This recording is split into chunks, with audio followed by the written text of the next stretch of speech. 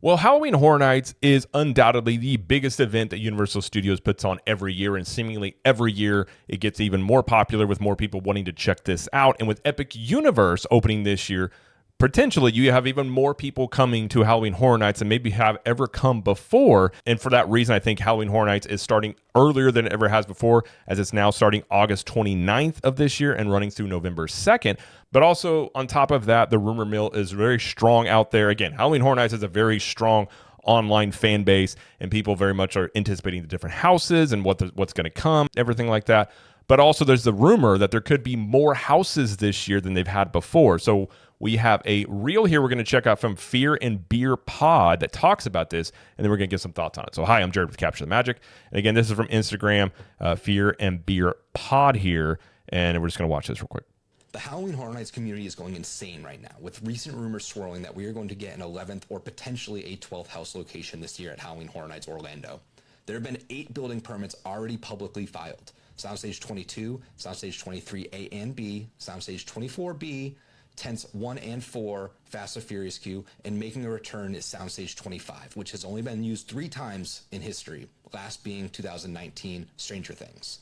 Now the question is, where are the locations to Tent 2 and 3 and 24A? If you add those all up, that brings us to a total of 11 houses. Now HHN Insider Legacy post stating they had heard potentially higher than 11. So that leads us down to the question, do we get a 12th house? Is this to combat the epic influx of people? Is this to combat Rip Ride Rockets being taken down in September? Time will tell. So obviously from that, the rumor out there being you could be looking at 11 or perhaps 12 houses, as normally there are 10. Now, I've been going to Halloween Horror Nights for the past 2 years. My wife has been going for the past 5. I'm not a horror genre fan. It's not the type of movie I enjoy, but I do legitimately enjoy Halloween Horror Nights. It's a very unique event that has its own atmosphere. It's very different. If you've ever been to like Mickey's Very Merry Christmas Party, a very different party from that. But it is a very good time, and it's a very unique event that Universal puts on, and it is very, very popular. Obviously, a lot of people come to these, and every year more and more people are coming. And one of the issues you have with Halloween Horror Nights is really the wait times. I mean, it is a busy event, and many times, you are able, like when we go, we try and do the stay and scream, so you get a little bit early access, so you can get some of these early houses knocked out where the wait times aren't as bad. But you typically will hit a point in the night if you don't have Express Pass where you're just going to be waiting for 45, an hour, 2 hours for a lot of these houses. And for me, last year we did it waiting in line for about an hour and a half, sort of broke me. After that one, I was just like, I'm kind of done here. Like, I don't like waiting in lines. When it comes to theme parks, typically, I don't wait much more than 20, 30 minutes in line unless it's, Hagrid's or something very specific that I want to do. I'm assuming the opening of Epic Universe, I may have to wait a lot longer in those lines, but it is something that you hear a lot of people talk about, and just, even the food lines, the scare zones, like it's a very popular event. So obviously you're going to be waiting for things. So expanding to 12 houses could help in terms of, alleviating the wait times on a lot of these houses potentially. Now, I do think the Epic Universe part of this could be part of it as well, because again, Universal announced, we did a video the other day talking about Universal has already announced all the events going on for the most part for the entire 2025 year, and they haven't ever done that before in terms of releasing it this early. So this is the earliest we've known about Halloween Horror Nights. Obviously, Epic Universe opens in May, so this could also be a way that they're expecting a lot more people to be coming into Universal, obviously because of Epic Universe, and a lot of those people probably will also be checking out Halloween Horror Nights if they're going around October, August, September, October.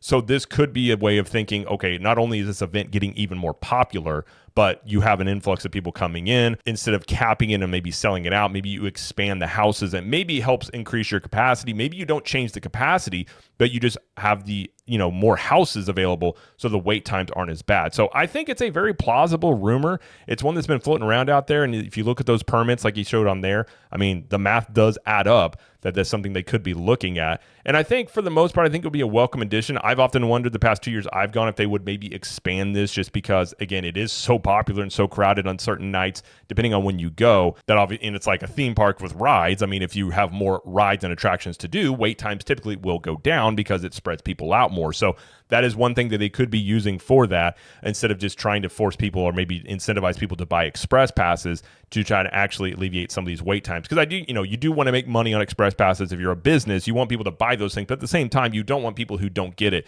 to not have a good time and not want to go back and not give you good feedback. So you want to find a good happy medium there from a business perspective of people still enjoying their time, but the ones that, didn't get express pass don't feel like they wasted their money on the ticket that they bought for Halloween Horror Nights, because these people are, for the most part, unless you're a premier pass holder like we are, you do get a ticket to Halloween Horror Nights included with that. But you're paying a lot of money to go to this event on its own, and you shouldn't necessarily have to also feel like you have to buy an express pass just to enjoy it on top of that. So I do think there's legitimacy to this. It does make sense, not only from the popularity of the event itself, but also with the crowds coming in from Epic Universe. Another thing to note, this is the first year. If you are an AP holder that's on the premier level, you do get your free Halloween Horror Nights ticket, but you are going to have to basically tell them which event you're going to.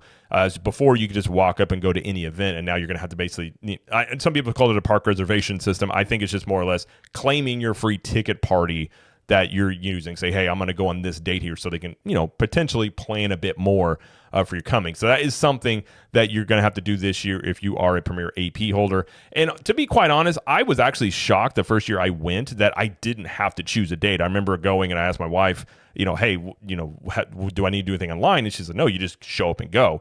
I ultimately figured even back then that even if it's a free ticket, you would have to say, hey, I plan on going on this day, just because of any night, you could have any amount of annual pass holders showing up. So potentially, if they, with this change in that system of maybe trying to have an idea of how many or control how many annual pass holders are able to come on a given night, and also having more houses, you potentially could look at a situation here where it does help alleviate lines and crowds to an extent at an already very popular event. So I suppose we could be looking at 11 or 12 houses this year. Obviously, it's a rumor right now. Don't know anything for sure. I would assume, though, we'll probably start getting word on these things as we get closer to the summer, as this starts again August 29th.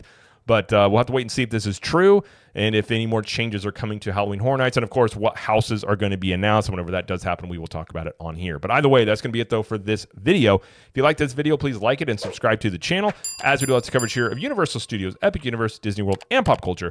And let us know in the comments, do you think that they're going to have 11 or 12 houses this year at Halloween Horror Nights, or do you think this rumor is just not true? And until next time, we will see you in the parks.